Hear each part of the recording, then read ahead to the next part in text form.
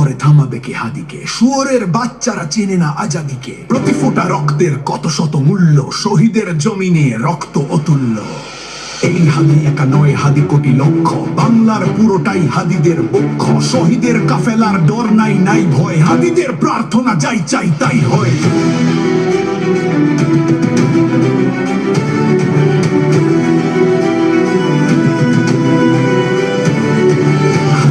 এই দেশ জমিনের রক্ত, যুগে যুগে হাদিদের কেন যে অযত্ন। হাদিরাই এটো বোমা আবাবিল পক্ষী, সহুসের মন ছিল সুশীতল লক্ষ্মী। বাবরার হত্যায় ভেবেছিলে শ্রেষ্ঠ, দেখেছ কি ফলাফল ছেড়ে নাই কেষ্ট। হাদিরাই জন্মায় ফাতেমার গর্ভে, হাদিরাই মরুভূমি ফুলে ফলে ভরবে। হাদিদের ভয় নেই, হাদিরা শহীদ তো, হাদিরাই ওমর আলী বাদবাকি বৃত্ত। গুলি টুলি হাদিদের ঝুলটাও ছেড়ে না, হাদিরা আছে বলে ফাশিস্ট ফেরে না। আসসালামু আলাইকুম ওয়া রাহমাতুল্লাহি ওয়া বারাকাতুহু। বিগত 54 বছরের ইতিহাসে দেখা যায় ভারত আমাদের উপর যে দাদাগিরি দেখাতো সেটা এখনো অব্যাহত রেখেছে এবং এখনো আমাদেরকে তার অঙ্গরাজ্য মনে করে। ভোট সঠিকভাবে বিগত 15 বছর ভারত নিযুক্ত দাসী শেখ হাসিনার সময় 3বার ভোট হয়েছে। ভোটগুলো জাল ভোটের মাধ্যমে নির্বাচিত হয়েছে শেখ হাসিনা। দিনের ভোট রাত্রে করেছে, ডামি প্রার্থী দিয়ে করেছে, আবার ভোটে বাক্স পুড়িয়ে দিয়ে করেছে, ফুল করে করেছে এবং ভারত এগুলিকে সাহায্য করেছে তাকে ক্ষমতায় থাকতে। তো শেখ হাসিনার সাথে ভারতের সমানভাবে দায়ী। ভারতে তার ফরেন পলিসি, বিদেশ নীতি পরিবর্তন করতে হবে যদি বাংলাদেশের সাথে ভালো সম্পর্ক চাই। এখন জেনজি এবং বাংলাদেশের আপামত জনসাধারণ ভারতে এই সমস্ত কিছু ধরা পড়ে গেছে। ডক্টর ইউনূস সাহেব আসার পরে সব কিছু ওপেন হয়ে গেছে। পিডিআর হত্যাকাণ্ড এই যে ভারত করেছে সেটাও এখন ওপেন সিক্রেট। এটাকে এখন ভারতের নাম আসবে এই ভয়ে ভারত এটাকে এখন সঠিকভাবে তদন্ত করতে দিচ্ছে না, বাধাগ্রস্ত করছে। হেফাজতের হত্যাকাণ্ড ভারত করেছে আওয়ামী লীগের সাথে মিলে, বিডিআর হত্যাকাণ্ড করেছে আওয়ামী লীগের সাথে মিলে। গত বছর 2024 সালের জুলাই আগস্টের আন্দোলনে 2400 মতো ছাত্র নিহত হয়েছে, ইনক্লুডিং 52-53টি শিশু সহ। এগুলো ভারতের মদতে শেখ হাসিনার নির্দেশে পুলিশ গুলি চালিয়েছে, পুলিশ বিডিআর এরা গুলি চালিয়ে শহীদ করেছে এই সমস্ত ছাত্রদেরকে এবং 15-20 হাজার মতো, তার চেয়ে বেশি হবে, পঙ্গুত্ব বরণ করেছে স্থায়ীভাবে। 7টি প্রতিবেশী দেশের একটির সাথে ভারতের কোনো ভালো সম্পর্ক নাই। আমি নামগুলো বলি: পাকিস্তান, চায়না, শ্রীলঙ্কা, নেপাল, ভুটান, মালদ্বীপ। এবং ভারতের সাথে সম্পর্ক ভালো ছিল দাসী হাসিনা থাকার সময়। হাসিনা যাওয়ার পরে যখন ডক্টর ইউনূস সাহেব টিট ফর ট্যাট চোখ তুলে কথা বলছে, তখন এখন বাংলাদেশকে শত্রু বানিয়ে ফেলেছে ভারত।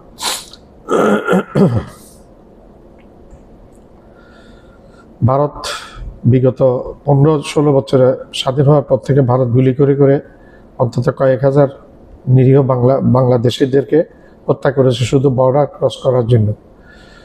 এখানে আমার কথা হলো, বর্ডার ক্রস করার জন্য তো তোমার গুলি করার দরকার ছিল না।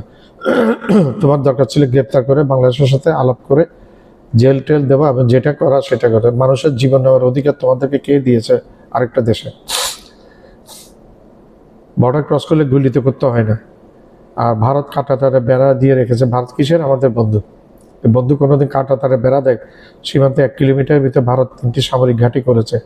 অ্যাটম বোম দিয়ে মারার হুমকি দেয় ভারত, অ্যাটম বোম মারার।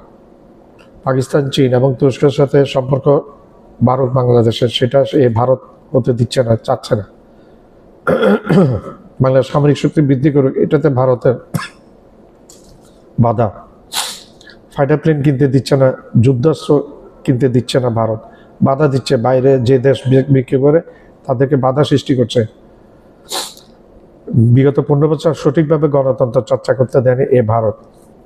পুতুল রানীকে বসিয়ে ভারত ইচ্ছা মতো লুটেপুটে খেয়ে এই দেশটাকে ভারত তার অঙ্গরাজ্য বানিয়েছিল এবং হাসিনাকে বানিয়েছিল দাসী এবং আমাদেরকে বানিয়েছে দাস।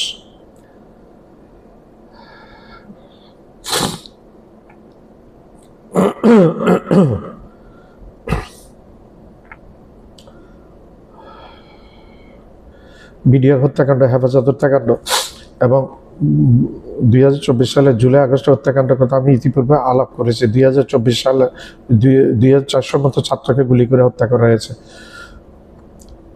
মুসলিমদেরকে এগুলি জাতিসংঘের রিপোর্ট হয়ে 1400 মতো, ঠিক আছে আমরা 1400 ধরলাম, মুসলিমদেরকে গুলি করে করে হত্যা করছে ভারতে, সেগুলো কোনো উল্লেখ নেই।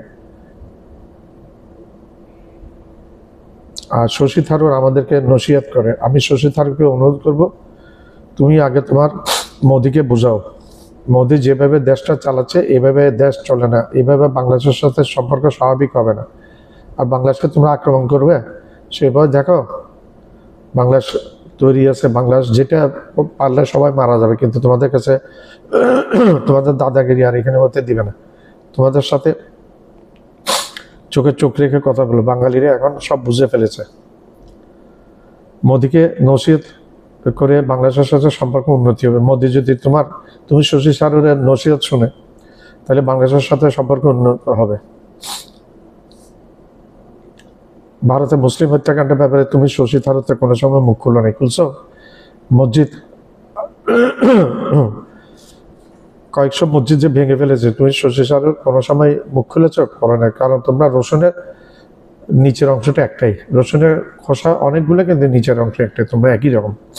তোমাদের প্রতি আমাদের কোনো আস্থা নাই, বাংলাদেশের মানুষ ভারতীয়দের প্রতি আস্থা নাই, আস্থা থাকতে পারে না। কষায় মোদিকে গিয়ে তুমি নসিহত করে ঠিক রাস্তায় আনতে পারো কিনা দেখো। তাকে ডোনাল্ড ট্রাম্প বলেছে মোদি দেখতে সুন্দর, কিন্তু সে একজন কিলার। ইন্দোনেশিয়াতে একটা কনফারেন্সে এসে ট্রাম্প দুইবার উচ্চারণ করেছে, দেখতে সুন্দর মোদি, কিন্তু সে একজন কিলার, একজন খুনি। এটার কোনো, এই শব্দের কোনো প্রতিবাদ করে নেই ভারতের কোনো মন্ত্রী।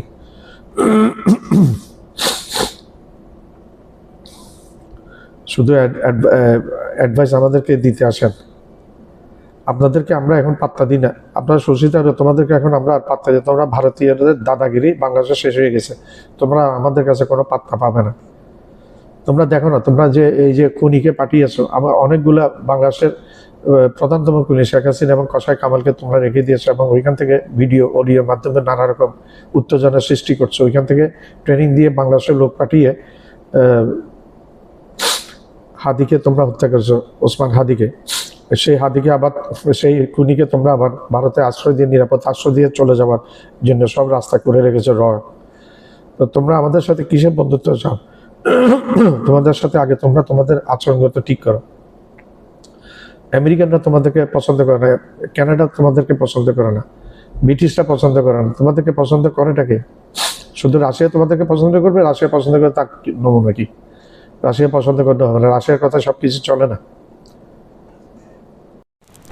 আমরা বিগত 54 বছরে দেখেছি ভারতের দাদাগিরি অ্যাটিটিউড, আমাদের উপর বসিং করার অ্যাটিটিউড, আমাদেরকে মানে খবরদারি করার অ্যাটিটিউড, আমাদের বিভিন্ন ব্যাপারে তারা ইন্টারফেয়ার করবে, ইভেনকি আমাদের আভ্যন্তরীণ রাজনীতি, আভ্যন্তরীণ অর্থনীতি, আভ্যন্তরীণ অন্যান্য জিনিসের ব্যাপারেও তারা নাক গলাবে। এটা তো আমরা মেনে নিতে পারি না, বাংলাদেশের জনগণ আর মেনে নেবে না।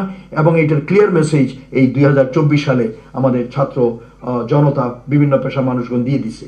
তো সেই জন্য ভারতের উচিত তাদের পররাষ্ট্রনীতি রিভিউ করে, যদি ন্যায্যতা এবং সমতার ভিত্তিতে পরবর্তীতে একজন প্রতিবেশী হিসাবে আমাদের সাথে লেনদেন করতে চায়, তা হতে পারে। কিন্তু এদেরকে বন্ধু ভাবার ব্যাপারে আমাদেরকে অনেকবার চিন্তা করতে হবে। কোনো বন্ধু যদি ঠিকমতো আপনার সাথে ব্যবহার না করে এবং সে যদি আপনার প্রতি ধ্বংসাত্মক হয়, হিংসাত্মক হয়, তাকে আপনি পরিবর্তন করতে পারেন। তো আমরা দরকার হলে ভালো বন্ধু খুঁজে নেব, এটা কোনো ব্যাপার না। সেনাবাহিনী 1971 সালে যে গৌরবজনক ভূমিকা নিয়েছিল, 2009 সালে পিলখানার ঘটনায় তার অধঃপতন হয়েছিল বলে কি মনে করেন? আসলে আপনার এই প্রশ্নটা খুবই কষ্টের, কারণ আমি একজন সেনাবাহিনীর অফিসার এবং তখন আমি চাকরিতে ছিলাম। যখন পিলখানায় আমাদের সেনা অফিসারগুলোকে একটা একটা করে পাখির মতো গুলি করে মারা হচ্ছে, তখন কিন্তু কোনো সহযোগিতা শেখ হাসিনার পক্ষ থেকে যায়নি। এই টেলিফোন কনভারসেশনের একটা ভিডিও, একটা অডিও ক্লিপ আছে, এটা হয়তো আপনারা শুনেছেন। আমি শুনেছি যে জেনারেল শাকিল ডিজি বিডিআর এর সে রিং করেছিল শেখ হাসিনাকে, এবং শেখ হাসিনা বলে যে ঠিক আছে তুমি একটু সামাল দিয়ে রাখো, আমি সাহায্য পাঠাচ্ছি। কিন্তু সেই সাহায্য আর আসেনি। ওখানে আমি শুনেছি যে তাকে খবর দেওয়া হচ্ছিল, কারণ তার আগের দিন ওখানে যেই প্যারেড হয়, আমি নিজেও ওই প্যারেডে গিয়েছিলাম ভিজিটর হিসেবে। পরের দিন রাত্রে ওখানে হওয়ার কথা, ডিনার হওয়ার কথা, এবং ওই ডিনারে আমিও আমন্ত্রিত ছিলাম এবং আমিও যাওয়ার কথা ছিল। পরে তো সকালে এই ঘটনা হয়ে গেল, এবং পরে শুনলাম তাকে মানা করা হয়েছিল যে আপনি যাবেন না ওখানে, কারণ আমরা একটা মহল থেকে তাকে জানানো হয়েছে আপনি যাবেন না, আমরা একটা ছোট ওখানে ঘটনা ঘটাতে পারি, যে ঘটনাটা আপনার বাকি সময় শাসনে ক্ষমতায় থাকার সময়কাল এবং আমাদের জন্য একটু পজিটিভ হবে এবং আমাদের জন্য একটা ইতিবাচক ভূমিকা রাখবে। কারণ সে তো আসলে ফাউল মাউথ, আপনারা জানেন শেখ হাসিনা ছিল খুব ফাউল মাউথ। সে কখন কোথায় কি বলতে হবে জানে না, কিভাবে বলতে হবে জানে না, তার কথাবার্তায় ডিসেন্সি ছিল না। আমি দুঃখের সাথে বলতে হয়, একটা প্রধানমন্ত্রী হয়েও কোথায় যে কি বলতে হবে, কি সুরে বলতে হবে, এগুলো সে জানতো না।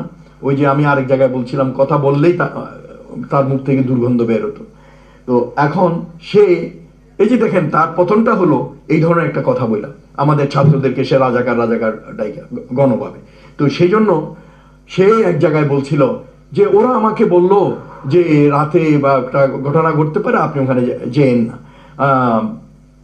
কিন্তু ওরা যে এত বড় ঘটনা করে ফেলবে আমি তো ভাবতে পারিনি।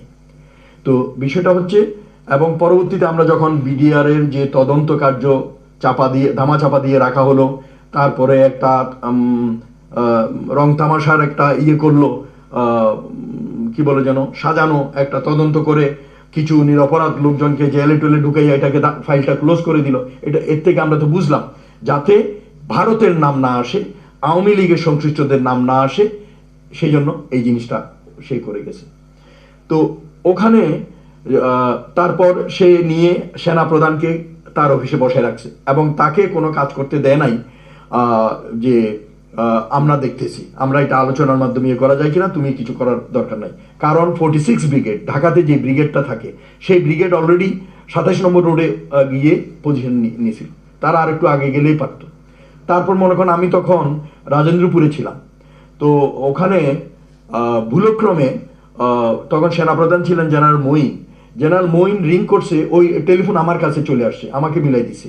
সে আসলে কল করছিল আমার পাশে যে ট্যাঙ্ক ওয়ার্কশপ আছে ওখানে, ওই যে ট্যাঙ্ক ওয়ার্কশপে ওরা ওই যে আমাদের এপিসি, তারপরে যে ট্যাঙ্ক, এই জিনিসগুলো ওরা রিপেয়ার করে এবং ওখানে থাকে মেনটেনেন্সের জন্য।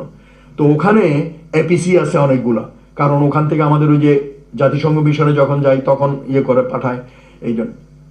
তো বলে ও তোমাকে মিলাই দিছে, আমি তো মঈনকে চাচ্ছিলাম। মঈন মানে ওই যে কর্নেল মঈন হচ্ছে ট্যাঙ্ক ওয়ার্কশপের ওসি যে ছিলেন। তো আমি আচ্ছা ঠিক আছে স্যার। তারপরে তো আমি তখনই বুঝতে পারছি হয়তো মঈনের সাথে কথা বলে সে এখান থেকে এপিসি নেয়ার অর্ডার দিবে। কিন্তু পরবর্তীতে যা দেখলাম, দুঃখের সাথে বলতে হয় যে জেনারেল মঈনের মতো এই ধরনের একজন পেশাগত দক্ষ অফিসার, সেও আসলে পেশাগত দক্ষতা এক জিনিস আর বুকের সাহসটা হচ্ছে এক জিনিস। এখন আমার কথা একটাই, সেনাপ্রধান হিসাবে উনি ওনার দায়িত্ব পালনে ব্যর্থ হয়েছে। কারণ আপনি সেনাপ্রধান, আপনাকে সেনাবাহিনীর দায়িত্ব অলরেডি দিয়ে দেওয়া হয়েছে, you are in charge of the army. তো আর্মির সব কিছু দেখভাল করা আপনার দায়িত্ব। আপনার অফিসারদেরকে মারতেছে, আপনার অফিসাররা বিপদের ভিতরে, আপনি গিয়ে এটা সমস্যার সমাধান করবেন, ওদের উদ্ধার করবেন, তারপরে এসে আপনি প্রাইম মিনিস্টারকে রিপোর্ট করবেন। প্রাইম মিনিস্টার যেহেতু প্রতিরক্ষা মন্ত্রী একই সাথে, তাকে আপনি করবেন যে প্রাইম মিনিস্টার এইটা হয়েছিল, আমি এইটা করছি, এই অ্যাকশন নিছি, বাস। আপনি তো ওখানে গিয়া প্রাইম মিনিস্টারের আঁচলের নিচে বসে থাকার কথা না। সো এইটা উনি আসলে যেভাবে হোক এটা কোনোদিন ওনার ক্ষমা পাবে না, ইতিহাস ওনাকে ক্ষমা করবে না, এবং খুব ন্যাক্কারজনকভাবে ওনাকে চিত্রিত করে রাখবে বাংলাদেশের ইতিহাসে। এবং আমাদের সেনাবাহিনীর জন্য এটা আসলে একটা খুবই দুঃখের বিষয়। সেনাবাহিনী কিন্তু এই ধরনের বাংলাদেশের সেনাবাহিনী যারা এই ভাঙাচোরা হাতিয়ার দিয়ে যুদ্ধ করে এই দেশকে স্বাধীন করছে, এই সেনাবাহিনী গড়ে উঠছে কিন্তু রক্তের উপর দাঁড়িয়ে, জনগণের সমর্থন নিয়ে। এইটা পিপলস আর্মি, এটা জনগণের আর্মি, সেনাবাহিনী। কাজে এই সেনাবাহিনী কোনোদিন এইভাবে মার খেতে পারে না। তো এই সেনাবাহিনীকে সে এইভাবে হাত পা বন্দি করে নিরস্ত্র সেনা অফিসারদেরকে মারাইছে, সেই জন্য জেনারেল মঈন কোনোদিন ক্ষমা পাবে না, শেখ হাসিনা তো ক্ষমা পাবেই না। তো এইটা আসলে খুবই দুঃখজনক ঘটনা, এবং এটার জন্য আমি বলবো যে গোয়েন্দা ফেইলিওরও ছিল, এটার জন্য গোয়েন্দা বাহিনীরও আমি বলবো যে ব্যর্থতা ছিল। তারা এটা আগে এই ধরনের খবর মনিটর করতে পারে নাই। এটা আসলে খুবই দুঃখজনক, এবং আমরা তো পরবর্তীতে জানতে পেরেছি এইটা করার পিছনে আর ভারতের কয়েকটা কারণ ছিল। এক নম্বর হচ্ছে যে ওরা দে ওয়ার জেলাস, এরা ঈর্ষান্বিত ছিল। আমাদের বাংলাদেশ সেনাবাহিনী গ্লোবালি বিশ্ব পরিমণ্ডলে যখন একটা সুনাম অর্জন করলো, জাতিসংঘ বিভিন্ন জায়গায় জাতিসংঘ মিশনে তাদের পারফরমেন্সের জন্য, এবং বাংলাদেশ সেনাবাহিনী ওয়ার্ল্ডে বিশ্বে 1 নম্বর কন্ট্রিবিউটিং কান্ট্রি হিসাবে গণ্য হলো, তখন ভারত হিংসায় জ্বলছিল।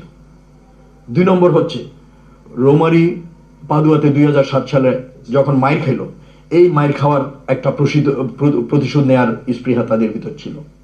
3 নম্বর হচ্ছে একই সাথে আমাদের এই ধরনের একটা পেশাগতভাবে দক্ষ আমাদের বিডিআর বাংলাদেশ রাইফেলসের কর্মক্ষমতা এবং মনোবলকে ধ্বংস করার জন্য তারা এটা করছে। 4 নম্বর হচ্ছে যে যাতে বাংলাদেশ সেনাবাহিনীর মধ্য থেকে কোনো ধরনের সামরিক প্রচেষ্টা না হয় শেখ হাসিনা ক্ষমতায় থাকাকালীন সময়ে, সেই জন্য এটা একটা ধাক্কা দেওয়ার জন্য, একটা বাড়ি দেওয়ার জন্য এই জিনিসটা করছে। তো এই ধরনের আরো অনেক কিছু আছে। তো এগুলোর সাথে সবগুলোর সাথে ভারতের স্বার্থ জড়িত, এবং পরবর্তীতে আমরা জানতে পেরেছি, বুঝতে পেরেছি, এবং তদন্তে বেরিয়ে আসছে ভারত এটার সাথে সরাসরি জড়িত ছিল। বাংলাদেশ নিয়ে ভারতের কূটনীতিকে কিভাবে দেখছেন? আমি একটু আগে আপনাকে যেটা বলছিলাম, দেখেন ভারত বাংলাদেশ সম্পর্ক এটা অনেক আগে থেকেই, সেই জন্মের পর থেকেই, দেশ বিভাগের পর থেকে 1947-এর পর থেকেই, কিন্তু তখন থেকেই আমরা কিন্তু দেখে আসছি যে তারা বাংলাদেশের মুসলমানদেরকে কখনো আপন করে নিতে পারেনি। আপনারা এখনো দেখেন যে যখন ইসলামের কথা বলেন, যখন মুসলমানের কথা বলেন, তাদের অ্যালার্জি হয়ে যায়, তাদের গায়ে জ্বর এসে যায়। আমাদের দেশে কি হচ্ছে? আমাদের এই দেশ তো ভাই এটা শাহমানতের দেশ, শাহপরানের দেশ, 12 আউলিয়ার দেশ। তো এই দেশে তো আপনি আমার এখানে হিন্দুত্ববাদী কায়েম করতে পারবেন না। তাই বলে আমাদের এখানে যারা সংখ্যালঘু আছে তাদেরকে তো আমরা যথেষ্ট সুরক্ষা দিই। আমাদের দেশে তো সাম্প্রদায়িক সম্প্রীতি যেরকম আছে তার দেশে তো নাই, ভারতে তো নাই। ভারতে আমাদের মুসলমানরা গরু জবাই করতে পারে না, কোরবানি করতে পারে না, তাদের ঈদ পরবগুলো ঠিক মতো পালন করতে পারে না, মসজিদে গিয়ে মাথায় টুপি দিয়ে নামাজ পড়তে পারে না। তো আমাদের দেশের কি হচ্ছে না হচ্ছে এগুলো নিয়ে তাদের মাথা ব্যথা করার কোনো কারণ নাই। তো এটা হচ্ছে যে ওই যে আমাদের একটা পরাজিত মানসিকতা, আমরা যে দাস্তখত দিয়ে দিছি ওদেরকে, আমাদের গোলামির যে জিঞ্জির আমরা পরিয়ে নিয়েছি নিজেদেরকে ভারতের কাছ থেকে, এবং ভারতের কাছে আমাদের বিক্রি করে দিয়েছি, সেই জন্য আমরা ওদের সাহস বাড়িয়ে দিয়েছি। আমরা চোখে চোখ রেখে কথা বলিনি কখনো, এবং আমরা বলিনি, ভাবতে শিখিনি যে আমরা স্বাধীন সার্বভৌম দেশ, আমরা ছোট হতে পারি, কিন্তু আমাদের একটা সাহসী জনগোষ্ঠী আছে, আমাদের এখানে সাম্প্রদায়িক সম্প্রীতি আছে। তো কাজেই ওরা আমাদের বন্ধু কখনো ছিল না এবং বন্ধু হবেও না। কিন্তু একটা জিনিস আমি এখানে বলতে চাই যে ভৌগোলিকভাবে ভারত আমাদের প্রতিবেশী, এইটাতেও পরিবর্তন করা যাবে না। তো প্রতিবেশী হিসেবেও একটা ভালো প্রতিবেশী হিসাবে আমরা সহাবস্থান করতে পারি, কিন্তু এটার জন্য দুদেশেরই, বিশেষ করে ভারতের দরকার তাদের যে পররাষ্ট্রনীতি তার রিভিউ করতে হবে। কারণ তাদের যে দাদাগিরি অ্যাটিটিউড, এটা যদি থাকে বাংলাদেশের জনগণ আর মেনে নেবে না। আপনারা দেখতেই পারতেছেন, বিশেষ করে এই 24-এর পর আমরা বিগত 54 বছরে দেখেছি ভারতের দাদাগিরি অ্যাটিটিউড, আমাদের উপর বসিং করার অ্যাটিটিউড, আমাদেরকে মানে খবরদারি করার অ্যাটিটিউড, আমাদের বিভিন্ন ব্যাপারে তারা ইন্টারফেয়ার করবে, ইভেন কি আমাদের আভ্যন্তরীণ রাজনীতি, আভ্যন্তরীণ অর্থনীতি, আভ্যন্তরীণ অন্যান্য জিনিসের ব্যাপারেও তারা নাক গলাবে। এটা তো আমরা মেনে নিতে পারি না, বাংলাদেশের জনগণ আর মেনে নেবে না। এবং এটার ক্লিয়ার মেসেজ এই 2024 সালে আমাদের ছাত্র জনতা, বিভিন্ন পেশা মানুষগণ দিয়ে দিছে। তো সেই জন্য ভারতের উচিত তাদের পররাষ্ট্রনীতি রিভিউ করে যদি ন্যায্যতা এবং সমতার ভিত্তিতে পরবর্তীতে একজন প্রতিবেশী হিসাবে আমাদের সাথে লেনদেন করতে চায় তা হতে পারে, কিন্তু এদেরকে বন্ধু ভাবার ব্যাপারে আমাদেরকে অনেকবার চিন্তা করতে হবে। আর একটা কথা হচ্ছে যে বন্ধু কোনো ফিক্স বন্ধু থাকতে হবে এমন কোনো কথা নাই। বন্ধু আমরা পরিবর্তন করতে পারি। কোনো বন্ধু যদি ঠিকমতো আপনার সাথে ব্যবহার না করে এবং সে যদি আপনার প্রতি ধ্বংসাত্মক হয়, হিংসাত্মক হয়, তাকে আপনি পরিবর্তন করতে পারেন। তো আমরা দরকার হলে ভালো বন্ধু খুঁজে নেব, এটা কোনো ব্যাপার না। কর্মসূচি হচ্ছে অপরাধীদের বিচার নিশ্চিত করতে হবে। আমরা জুলাইয়ের নেতৃবৃন্দ আক্রমণ হবে আর অপরাধীরা ভারতে পালিয়ে যাব, এটা প্রশ্রয় দেওয়া হবে না। আমরা স্বাভাবিক অবস্থান নিয়েছি, যতক্ষণ পর্যন্ত না ভারত থেকে এদেরকে ফেরত দেওয়া হবে ততক্ষণ ছাত্র জনতার সাথে এই স্বাভাবিক থাকবে ইনশাল্লাহ। আপনাদেরকে অবগত করছি, এই লড়াইয়ে রাজনৈতিক দল, দলমত, বর্ণ, লিঙ্গ, গোত্র নির্বিশেষে সবার সমর্থন আছে। আওয়ামী লীগের প্রশ্নে আওয়ামী লীগকে যতক্ষণ পর্যন্ত না বিচার করা হবে, এই ফয়সালকে যতক্ষণ পর্যন্ত না প্রশাসনের গ্রেফতার করা করবে ততক্ষণ পর্যন্ত আমরা এই মাঠ ছাড়বো না। আপনাদেরকে সাথে নিয়ে, জুলাইয়ের অংশীদারদেরকে সাথে নিয়ে আমরা লড়াই চালিয়ে যাব। সারাদিন আমাদের এই কর্মসূচি চলবে। গতকালকে আমরা আপনাদের ভাইকে আপনাদের কাছে নিয়ে আসতে চাইছিলাম, 8 নম্বর গেট থেকে বের করার কথা। পরবর্তী দেখলাম যে ভিতর থেকে বের করে নিয়ে আসছে। আপনারা হাজার হাজার মানুষ তার অপেক্ষা রাস্তায় দাঁড়িয়েছিলেন। এই কাজটি কি করেছে আমরা জানি না, তার নিরাপত্তার দায়িত্বে কারা ছিল আমরা জানি না। আমরা সব জানি, কিন্তু বাংলাদেশের স্থিতি করার জন্য আমরা চুপ আছি। যদি ওসমান হাদির খুনের বদলা আমরা না নিতে পারি, তাইলে বাংলার জমিনে হাদিরা শুধু রক্তই দিয়ে যায়। বাংলার জমিনে যারা আসছে প্রত্যেককেই সম্মান করতে হবে। সম্মান করছি না? এই 4 বছর সম্মান করছি না? সম্মান করে আমাদের কি উপকার হয়েছে? আমরা ওসমান হাদির হারাইছি। আমরা আর কোনো ওসমান হাদির হারাইতে দেব? আমরা আর বাংলার জমিনে প্রতিবাদ কায়েম হইতে দিব? ওসমান হাদিকে সবসময় বলছে যে আমি যদি মরে যাই এই লড়াইকে থামানো যাবে না। আমরা ওসমান হাদির এই লড়াইকে ইনশাল্লাহ আপনাদের সাথে নিয়ে চালিয়ে যেতে আপনারা আসিয়েছেন না? প্রিয় ভাইয়েরা, নাম্বার 2, বাংলাদেশের গোয়েন্দা সংস্থা যতগুলো রয়েছে বিগত 17 বছর আপনারা দেখেছেন, কেউ যদি মাটির 40 ফিট নিচে গিয়ে লুকায় তারা বের করছে না, তাহলে এখন তারা পারতেছে না কেন? এইসব ভুল চুল বুঝে আর কোনো লাভ নাই। বাংলাদেশের জনগণ বুঝে গেছে যে ওসমান হাদির নিরাপত্তার সুযোগ তৈরি হয়েছে। এইটা আপনারা জানেন। ওসমান হাদির খুন করতে চাইবেন আপনারা, এইটা জানেন না? তাইলে আপনারা রাষ্ট্রের এত ট্যাক্সের পয়সা খান কেন? যদি এইটাই আপনারা নিশ্চিত করতে না পারেন, তাহলে গোয়েন্দা সংস্থাগুলো দেশে থাকার প্রয়োজন আছে কিনা? আমরা বলতে চাই, এই জনতা সুশৃঙ্খল জনতা, এই জনতা কখনো মত করার জনতা না। এই জনতা রাষ্ট্রকে উত্তেজিত করবার জন্য 5ই আগস্ট থেকে আপনাকে সহযোগিতা করে আসছে। তারা 5ই আগস্ট পরবর্তী সময় তাদের অনেক ভাই বোনদেরকে হারাচ্ছে। ওসমান হাদির গুলির প্রতিবাদে দাঁড়ানো মানুষদেরকেও বোঝানো হয়েছে না? কিন্তু এই রাষ্ট্রে আজ পর্যন্ত দেখছেন? আচ্ছা, আজকে জানাবেন না আমাদের সরকারের পক্ষ থেকে বিচারের কোনো কথা বলা হচ্ছে? আপনাদের শুনছেন? তার মানে কি বুঝতে পারে যে এই সরকার বিচার না, ওসমান হাদির যে বিচার সেইটা তারা নিশ্চিত করতে চায় না। এখন আমরা কি করবো? আমাদের তো কিছু একটা করতে হবে। আমরা কি খালি সারাদিন রাজপথে মরতেই থাকবো?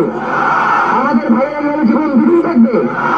নিরাপত্তা কি গুলিতে মস্তিষ্কে বড় করে চাইতেই থাকবে? যদি নাই চাই, তাহলে আমাদেরকে সর্বাত্মক প্রতিরোধ করে তুলতে হবে। শিশুরাটা মারানোর আর কোনো সময় নাই। প্রিয় ভাইয়েরা, আগামী সামনে নির্বাচন রয়েছে। সামনে নির্বাচনকে যাতে বাধাগ্রস্ত করা যায়, এই জন্য বিভিন্ন ধরনের ষড়যন্ত্র রয়েছে, ঠিক কিনা? তারা যাতে নির্বাচন না হয়, আওয়ামী লীগ যাতে প্রত্যাবর্তন করতে পারে, তার জন্য এই ছোট সবগুলো সাজাইছে। তারা মনে করছে যেহেতু এই মুহূর্তে কোন রাজনৈতিক দলের নেতারা যদি মানে, এই ধরনের ইম্প্যাক্ট তৈরি হবে না। কারণ জনগণের যে বিশ্বাস তাদের উপরে, সেইটা তারা খারাপ হচ্ছে। শুধু একমাত্র ওসমান হাদি ছিল জনতার কণ্ঠস্বর হয়ে, বাংলাদেশের স্বাধীনতার সার্বভৌমত্বের প্রতীক হয়ে, চুলাই চাঁদবার প্রাণ হয়ে। সুতরাং ওরা যদি মারা যায়, তাই মনে হয় আওয়ামী লীগ পেছনে যায়।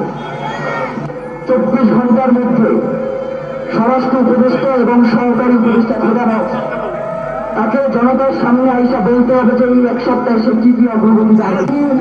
2 দিন পরে ঘুম কমিশনের একটা রিপোর্ট প্রকাশ হলো। বাংলাদেশকে যারা বাংলাদেশের স্বাধীনতা সার্বভৌমত্বের পক্ষে যারা কথা বলছে, তাদেরকে যারা ভোট করেছে, মাত্র 30%।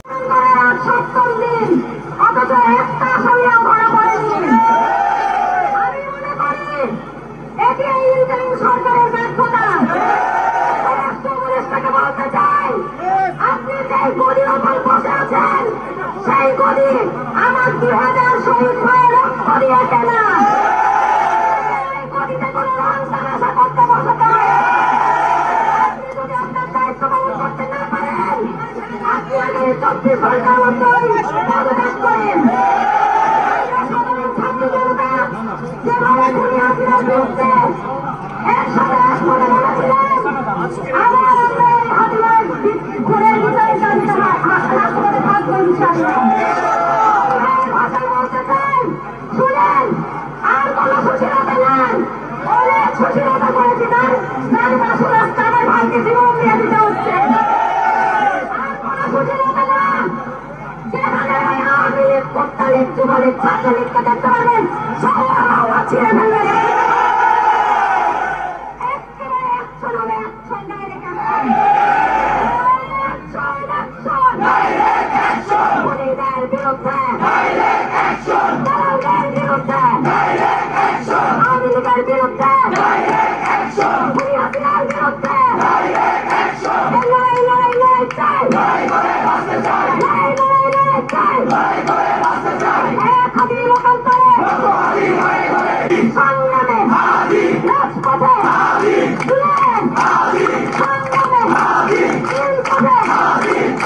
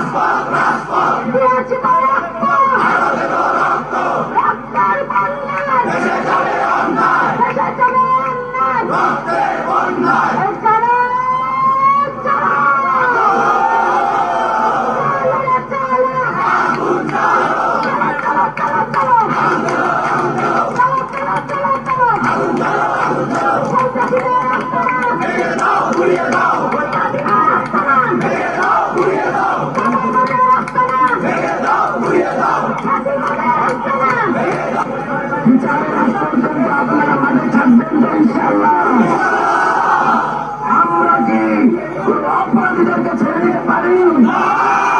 এই উপদেষ্টাদের কথাই কি রাস্তা চলতে পারি? আপনারা কি হাতির অপরাধীদের গ্রেফতারের পূর্ব পর্যন্ত এই সরকার অবস্থান করতে পারেন? ইনশাআল্লাহ হবে কিছু হবে কিছু।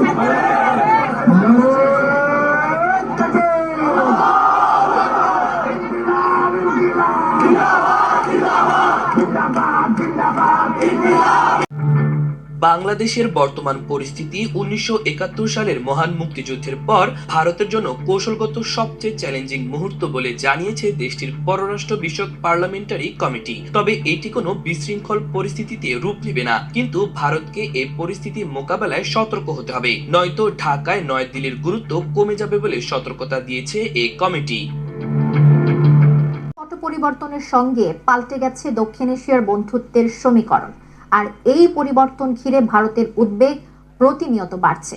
সেই বাস্তবতাকেই সামনে এনে বাংলাদেশকে ভারতের জন্য সবচেয়ে বড় কৌশলগত চ্যালেঞ্জ হিসেবে আখ্যা দিয়েছে দেশটি। এই পরিস্থিতির পেছনে কয়েকটি গুরুত্বপূর্ণ কারণও চিহ্নিত করেছে নয়াদিল্লি। সেসব কারণ তুলে ধরছেন আরিফ হাসান।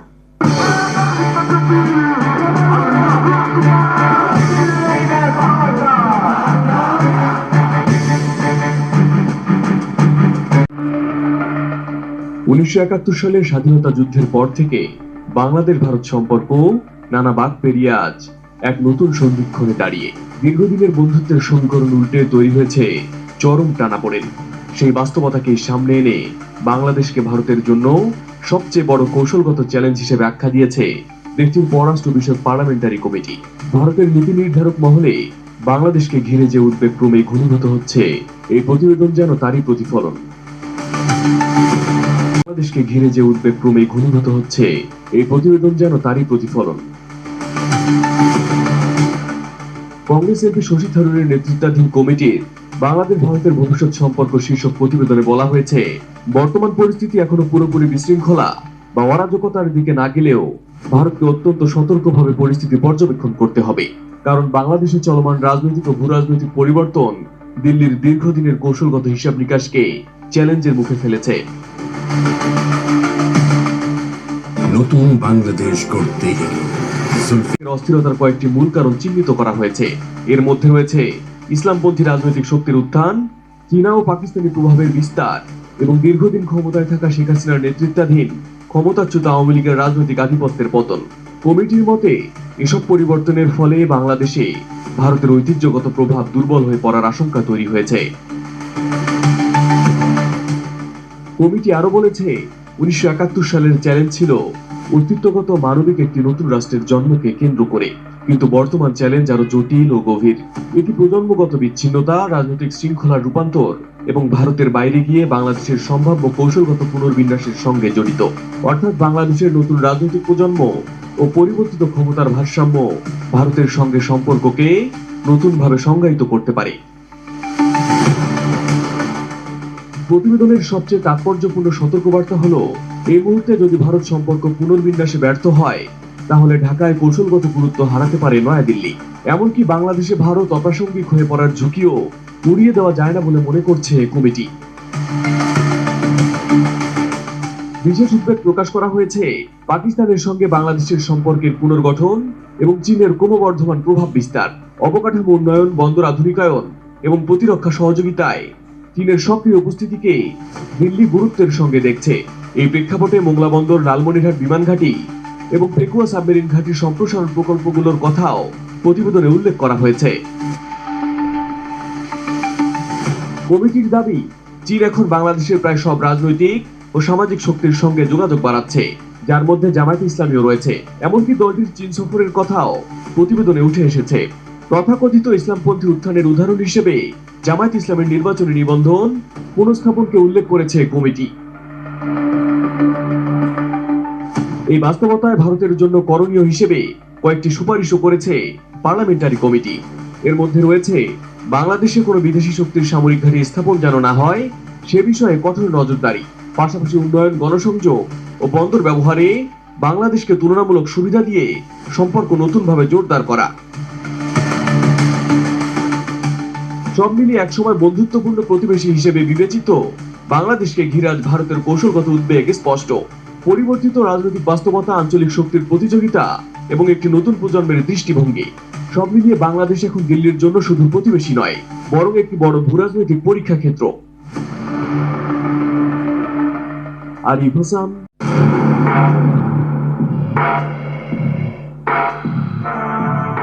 বাংলাদেশের বর্তমান পরিস্থিতি ভারতের কাছে সবচেয়ে বড় চ্যালেঞ্জ হয়ে দাঁড়িয়েছে, যা স্বীকার করল ভারতের পররাষ্ট্র বিষয়ক সংসদীয় কমিটি। ইনকিলাব মঞ্চের মুখপাত্র শরীফ ওসমান হাদির মৃত্যুতে শোক সহিংসতায় উত্তাল পুরো বাংলাদেশ। একদিকে যেমন শোকের পাথর বাংলার আপামর জনতা, অন্যদিকে বিক্ষোভ সহিংসতায় ছড়াচ্ছে ভয়, উৎকণ্ঠা। তরুণ এই নেতার মৃত্যুতে যখন পুরো বাংলাদেশ শোক পালন করছে, ঠিক তখন প্রতিবেশী দেশ থেকে ভেসে এলো সতর্কবার্তা। হাদির মৃত্যুকে ঘিরে দেশে বিক্ষোভ, গণমাধ্যমে অগ্নিসংযোগ এবং ভারতীয় আধিপত্যবাদের বিরুদ্ধে দেয়া স্লোগানে উদ্বিগ্ন কংগ্রেস সাংসদ এবং ভারতের সংসদীয় স্থায়ী কমিটির প্রধান শশী থারুর। দেশটি বলছে, বাংলাদেশের চলমান পরিস্থিতি গভীরভাবে পর্যবেক্ষণ করছে নয়াদিল্লি। উদ্বিগ্ন শশী থারুর বাংলাদেশকে দিয়েছেন কড়া সতর্কবার্তা। তার মতে বাংলাদেশের চলমান এই সহিংসতা সাধারণ বাংলাদেশিদের সহায়তা করার ক্ষেত্রে ভারতের সক্ষমতাকে সংকুচিত করছে। পাকিস্তান প্রসঙ্গে ভারতের সাবেক প্রধানমন্ত্রী অটল বিহারী বাজপেয়ীর বিখ্যাত উক্তিও স্মরণ করিয়ে দিয়ে শশী থারুর বলেছেন, ভূগোল পরিবর্তন করা যায় না, ভারতীয়রা যেখানে আছে সেখানেই থাকবে, বাংলাদেশিরাও নিজেদের স্থানে থাকবে। এক্ষেত্রে বাংলাদেশিদের ভারতীয়দের সাথে মিলেমিশে কাজ করার পরামর্শ দিয়েছেন শশী থারুর। বাংলাদেশে ভারতের দুটো ভিসা সেন্টার বন্ধে হতাশা প্রকাশ করেছেন শশী থারুর। তার অভিযোগ, এখন যারা বাংলাদেশ থেকে ভারতে যেতে চান তারাই বলছেন আগে যত সহজে ভিসা পাওয়া যেত বর্তমানে আর সেটি সম্ভব হচ্ছে না। চলমান পরিস্থিতিতে ভারত সরকারের পক্ষে বাংলাদেশিদের সাহায্য করা কঠিন হয়ে উঠবে বলেও শঙ্কিত কংগ্রেস নেতা। এছাড়া জাতীয় নাগরিক পার্টি এনসিপি নেতা হাসনাত আব্দুল্লাহর 7 সিস্টার্স নিয়ে মন্তব্যের কড়া সমালোচনা করেছেন কংগ্রেসের এই নেতা। বাংলাদেশ সরকারকে ভারতের সাথে সুসম্পর্ক বজায় রাখার উপর গুরুত্ব দিয়েছেন থারুর। প্রতিবেশীর সাথে ঘনিষ্ঠ সম্পর্কের গুরুত্ব বুঝতে বাংলাদেশের জনগণকে আহ্বান জানিয়েছেন কংগ্রেস নেতা। তিনি জানান, বাংলাদেশের পুরো পরিস্থিতি নিবিড়ভাবে পর্যবেক্ষণ করছে দিল্লি। বাংলাদেশ সহ পড়শি দেশের সাথে ভারতের তিক্ততা বাড়ছে, মোদির পদত্যাগ দাবি।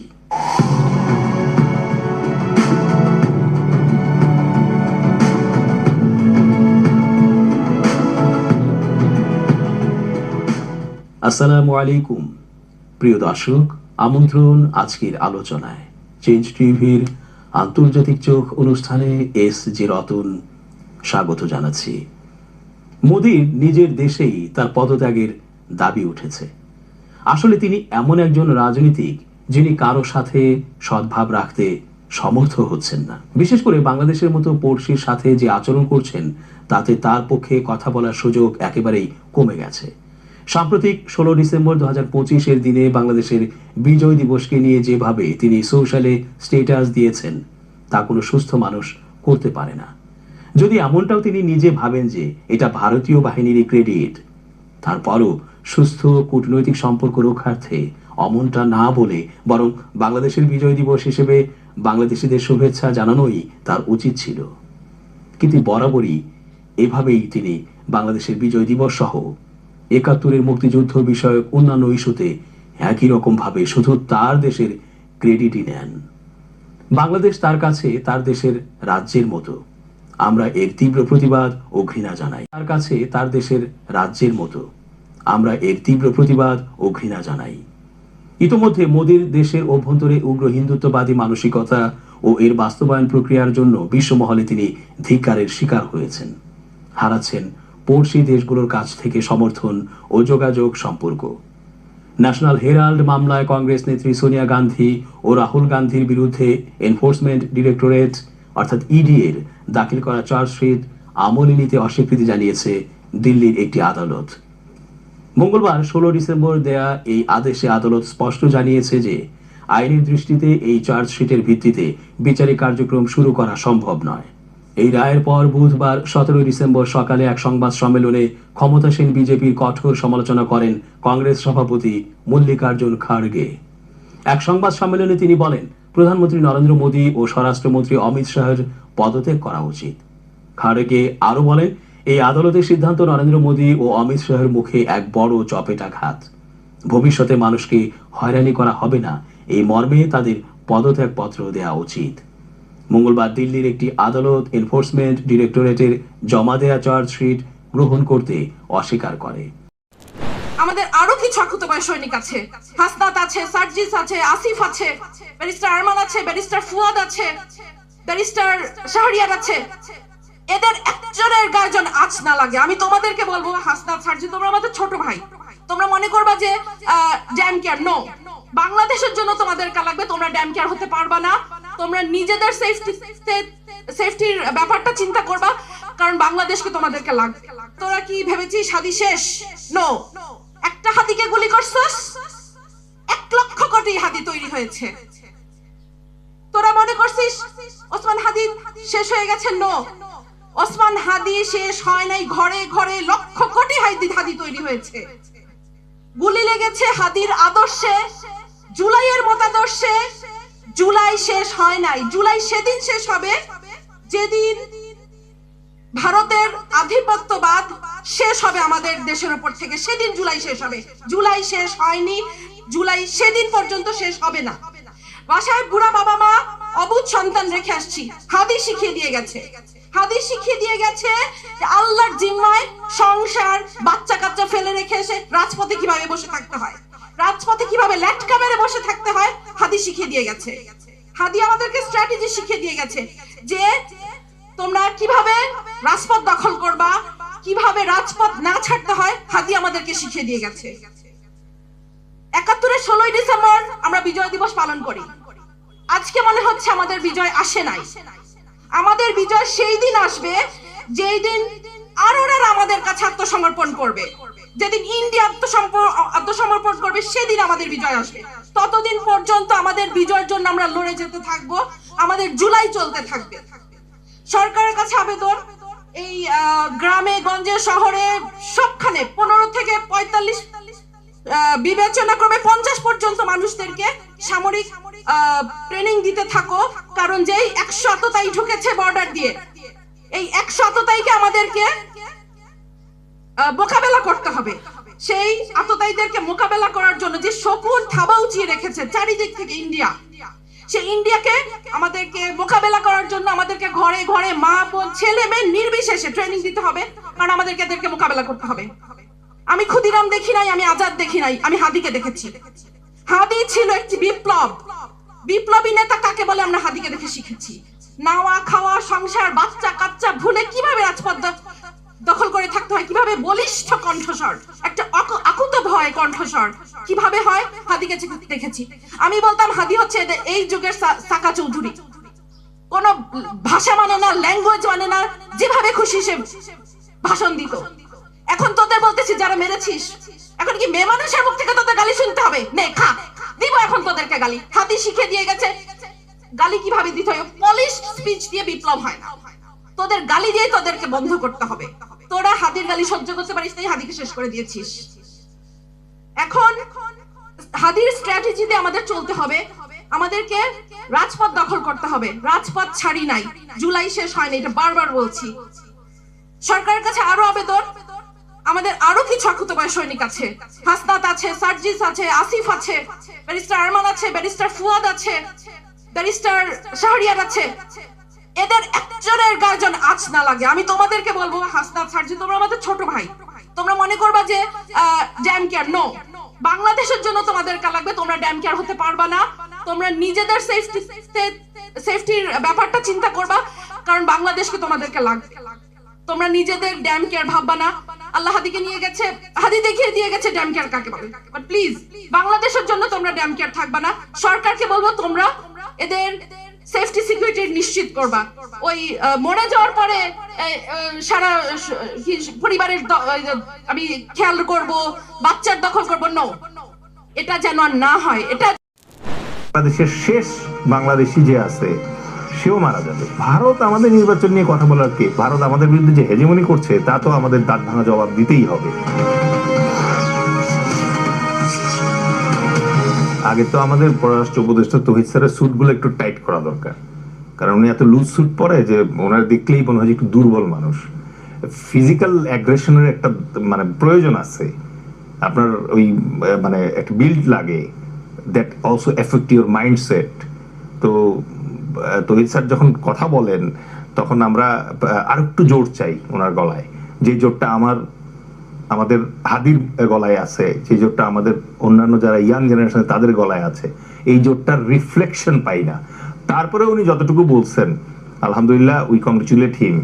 বাংলাদেশ মানে বাংলাদেশের শেষ বাংলাদেশি যে আছে সেও মারা যাবে, কিন্তু ভারতের অধীন হবে না। It's written, it's guaranteed. জান দিয়ে দিব, কিন্তু ভারতের অধীনে আমরা হব না। সুতরাং এই রাষ্ট্রকে কে কোন ভারত মনে করেন যে কবজা করবে, কবজা করার কোনো সুযোগ নাই। সুতরাং বাংলাদেশের রাজনীতিবিদ যারা আছে, বাংলাদেশের প্রশাসনে যারা আছে, বাংলাদেশের পররাষ্ট্র মন্ত্রণালয়ে যারা আছে, আমরা চাই তাদের কণ্ঠে আমাদের এই প্রতিফলনটা থাকুক। আমরা ভারতের বিরুদ্ধে যুদ্ধ করতে চাই না, কিন্তু ভারত আমাদের বিরুদ্ধে যে হেজেমনি করছে তা তো আমাদের দাঁত ভাঙা জবাব দিতেই হবে। আমরা জান দিয়ে দিব, আমাদের ধন সম্পদ যা আছে তা দিয়ে আমরা করবো, এটা প্রতিহত অবশ্যই করব। ভারত যেটা করতেছে যে আমাদের নির্বাচন নিয়ে কথা বলার চেষ্টা করবে, ভারত আমাদের নির্বাচন নিয়ে কথা বলার কে? আমরা কি ইন্ডিয়ান নির্বাচন নিয়ে কখনো কোনো মন্তব্য করি না করার প্রয়োজন বোধ করি? আমরা কখনো এটা প্রয়োজন বোধ করি না। তাদের RSS যে জঘন্য কাজ করতেছে, তারা যে তাদের দেশে যে বাবরি মসজিদ আছে সেই মসজিদটা তো ভাঙছেই, এবং এই মসজিদ ভাঙার সময় 2000 মুসলমানকে তারা হত্যা করেছে। তারা নিয়মিত তাদের দেশে বিভিন্ন মসজিদ ভাঙে এবং ভেতর থেকে মন্দির খুঁজে বের করে। আমরা তো এটা নিয়ে কোনো বক্তব্য দিইনি, আমরা শালীনতার ভিতরে থাকছি। এই 5ই আগস্টের পরে ভারতের 2টা দূতাবাসে, বাংলাদেশের 2টা দূতাবাস ইন ইন্ডিয়া, যেটা তারা প্রথমত হচ্ছে আক্রমণ করেছে, সেখানকার মানে সম্পদ নষ্ট করেছে, এবং সবচেয়ে ইম্পর্টেন্ট যেটা, বাংলাদেশের পতাকা তারা একটা জায়গায় ছিঁড়েছে আর একটা জায়গায় পতাকা পুড়িয়ে দিয়েছে। RSS এগুলোকে লিড দিয়েছে, RSS এটাকে লিড দিচ্ছে। তো এইরকম একটা উগ্র রাষ্ট্র যখন পাশে থাকে তখন আমাদের সতর্ক হওয়ার যথেষ্ট কারণ আছে।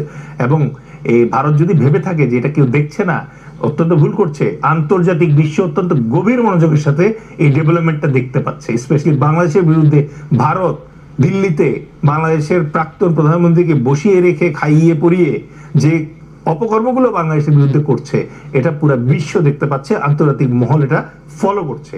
যে প্রশ্নটা আপনি করেছেন যে তার সেই এখতিয়ার আছে কিনা, অবশ্যই ভারতের সেই এখতিয়ার নাই।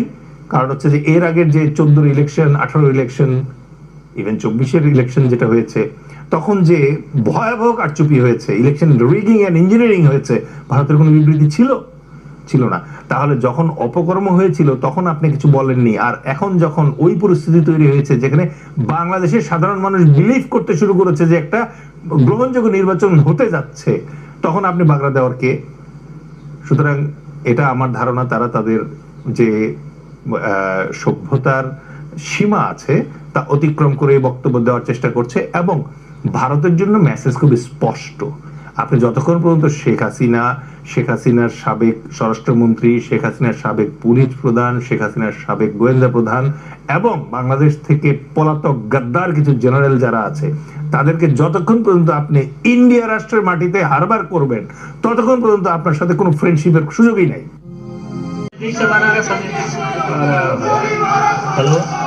দিল্লিতে আক্রান্ত হয়েছে বাংলাদেশ হাইকমিশন। আজ শনিবার স্থানীয় সময় রাত 9টার দিকে অখণ্ড হিন্দু রাষ্ট্র সেনার ব্যানারে একদল উগ্র হিন্দু জঙ্গি নিরাপত্তা বেষ্টনী পার হয়ে বাংলাদেশ হাউসের মূল ফটকের সামনে এসে হাজির হয়। এ সময় তারা নানা ধরনের বাংলাদেশ বিরোধী স্লোগানের পাশাপাশি ভারতে নিযুক্ত বাংলাদেশের হাইকমিশনার রিয়াজ হামিদুল্লাহকে হত্যার হুমকি দেয়। গতকালকের এই ঘটনাকে নজিরবিহীন বলে উল্লেখ করেছে ঢাকা ও দিল্লির কূটনৈতিক সূত্রগুলো।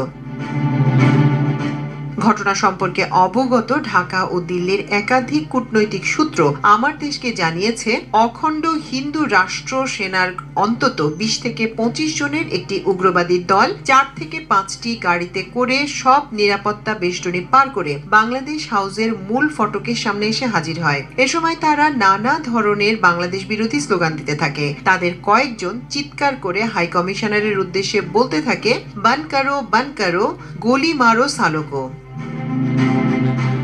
নজিরবিহীন এ ঘটনা যখন ঘটছিল তখন বাংলাদেশ হাউসের নিরাপত্তায় নিয়োজিত আইন শৃঙ্খলা বাহিনীর সদস্যরা নীরবে দাঁড়িয়েছিল।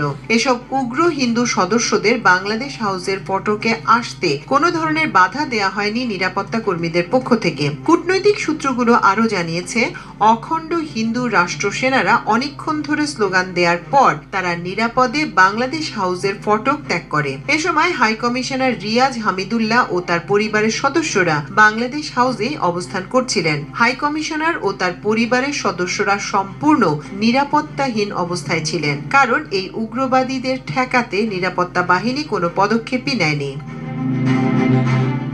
বাংলাদেশ হাইকমিশন আক্রান্তের ঘটনাকে অত্যন্ত গুরুত্বের সঙ্গে নিয়েছে অন্তর্বর্তী সরকার। সরকারের পক্ষ থেকে আনুষ্ঠানিক প্রতিক্রিয়া জানানোর পাশাপাশি বেশ কয়েকটি পদক্ষেপের কথা বিবেচনা করা হচ্ছে বলে সরকারের নীতি নির্ধারক সূত্রে জানা গেছে। এসব পদক্ষেপের আওতায় দিল্লি ও আগরতলায় ভিসা সার্ভিস বন্ধ করে দেওয়া হতে পারে।